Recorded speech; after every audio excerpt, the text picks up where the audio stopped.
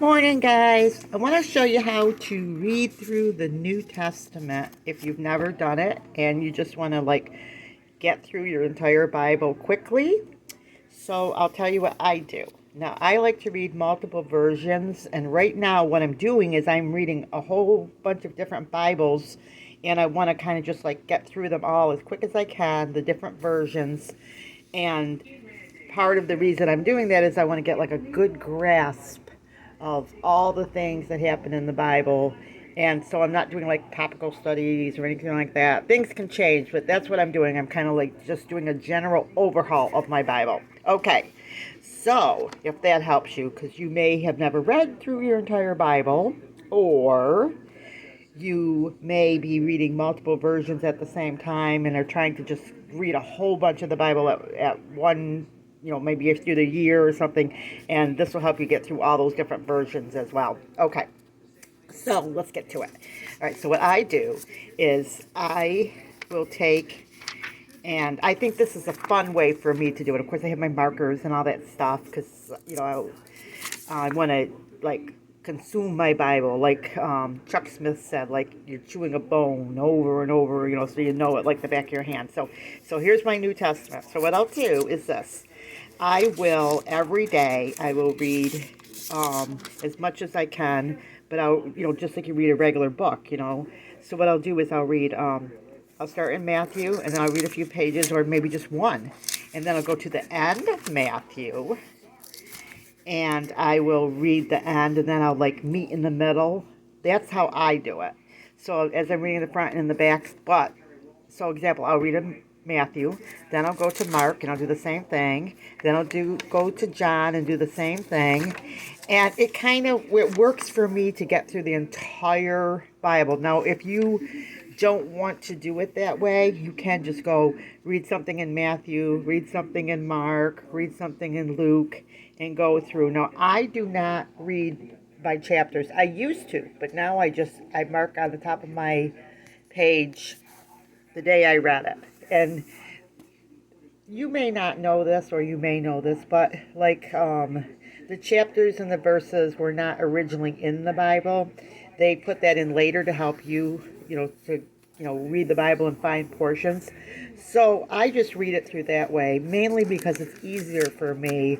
So I'm not maybe reading Psalm 119, which is the longest book of the Bible, on a day that maybe I don't want to just rush through it. I want to, get through each part. You know what I'm saying? So that's how I do it. Now, after I do the Gospels, I will go into, and I broke it up in the beginning of my Bible, and you can find this online. Next, I'm going to read the law, which is Genesis, Exodus, Leviticus, Numbers, Deuteronomy. Then I'll read the history. Then I'll read the poetry. And go from there. Now, this Bible here, I got this last week or something, but just so you know, I didn't read all of this. Some of these you'll see the books checked off where I read them. But what happened was I was reading the Rari Study Bible, which is New American Standard, and it was a good Bible, but it was hard on my eyes. So I picked up a smaller one, and then I just checked off where I read in there. So that's what I did. The portions I already read.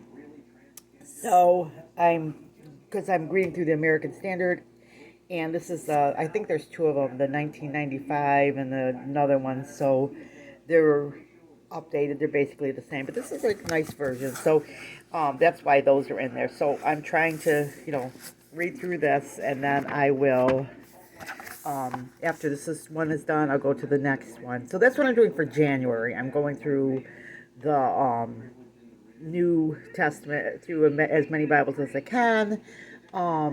Next month, I'm praying. I'm always praying about how I do things. I think I'm going to start in the law or the poetry. And then I'm going to probably mark down how long it takes me to read them, because I have never read through the law just as the law, or history just as the history.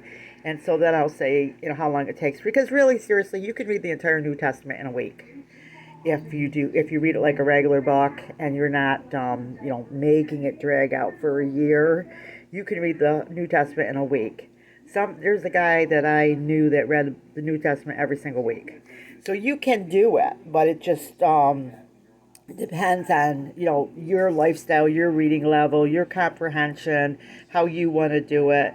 There's no right or wrong. It's just that some people can read one verse a day. Other people, like me, I'm retired, I can sit all day and read the Bible in between my housework.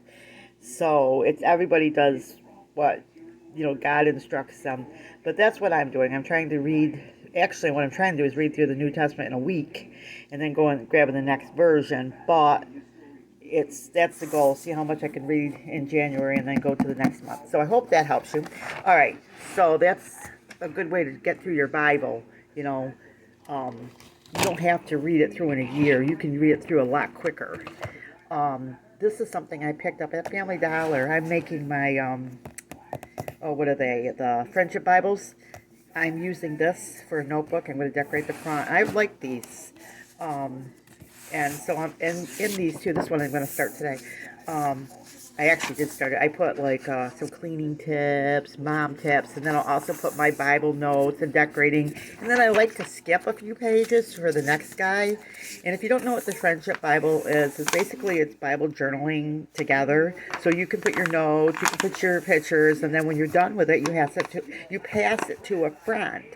And so it's nice because everybody kind of works on it. You can have questions to other people. You can write notes to other people. You can give some, tips and stuff. So it's a work that everyone does together. You don't have to be a perfect artist. So that's what the Friendship Bible is. And you can use a regular Bible or you can use notebooks. And whatever notebooks you want. So each one is a unique creation. But I'm going to start this one today. I've got tons of them because I think you've got to work on a bunch at once. Because I think, you never know where you're going to, who you're going to give them. Here's my Rari Study Bible. And I'm still reading the notes. Oh, there's a picture in there. Give us clean hands. So I'm still reading the notes, but that's what I'm doing with that one. And so I'm still working on it, but, and actually the funny thing is I think the words are almost the same size. I don't know. Just worked out for me. But here's another one.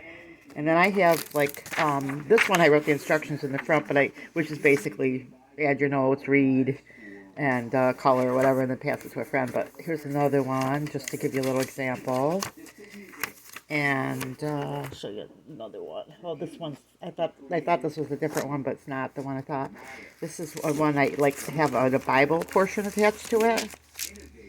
This is the King James portion that I have, because if you have old Bibles and stuff, you can do that. And then I have this one here. I just put glued and attached papers. So they're works in progress, and some people are really artistic and can make them look beautiful, like a treasure book. And some people, they might just doodle, or some people might contribute notes. It's really what you feel led to do. I think it's nice to work on I like to have 10 of them around all the time. And then I do another thing. I'm talking a lot, guys. It's the re-gift bag. So what I'll do is, as I'm cleaning my house every week, I don't like to, have things sit around. So what I'll do is I'll have one bag I might give to the rescue mission or something like that. And then another bag I'll have everything in it looks like brand new. And so I might put in, I don't know, something I'm not using for some reason and never will use. So maybe I have an old bracelet that's really pretty, but I'll never wear it. Or I have a pair of sunglasses maybe that's brand new and I'll never use them for some reason. Maybe I've got 10 pair of sunglasses and I want to just bless somebody else.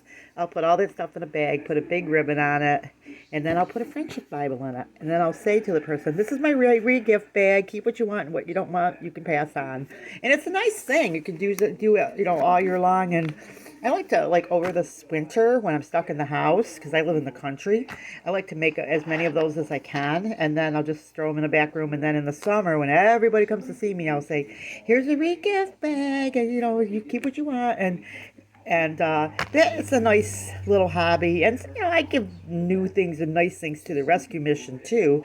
But it was just an idea the Lord put in my heart. And I just felt like, well, if that's something that, it's a nice thing to do for your friends. And but for the most part, like I said, you know who you're giving the bags to and stuff. Well, you don't might not know who you're giving the bags to, which makes it even better, because that way you let the Lord kind of pray over who gets what. So, I just, my personality is everybody that comes to my house, if I have something, it's like, here, take this home. And I've even had friends come back more than once. Do you have any more of that? It's like, oh, I don't, but, but that's what I like to do. And it's a nice friend, fun thing, no obligation, doesn't make the person feel like they got to buy you a gift either. And they can always politely say, I really don't want that. Or if they come by, you can say, yeah, you want another one of those friendship bags, So, I mean, the goal is to get rid of them all. But if you have like a spot in your garage or something like that, it's just a really nice thing. And plus, like I said, it helps families, especially during this time. Look at all these Post-it notes. I'm reorganizing my work area here, but it's a nice way to. What was I gonna say? It's a nice gesture. What's that? Oh, that looks like this one got like my cat. She's not allowed up here, but cats. I don't know if that happened with her or not.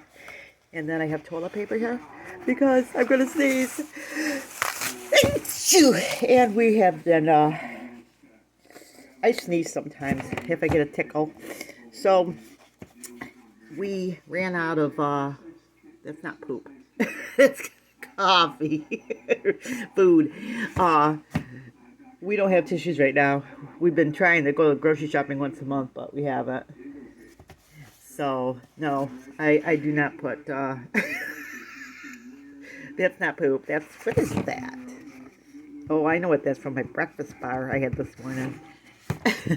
So I've got my clean toilet paper, area, or get my rolls out of it. And I take one out when I use them sometimes for paper towels and stuff. If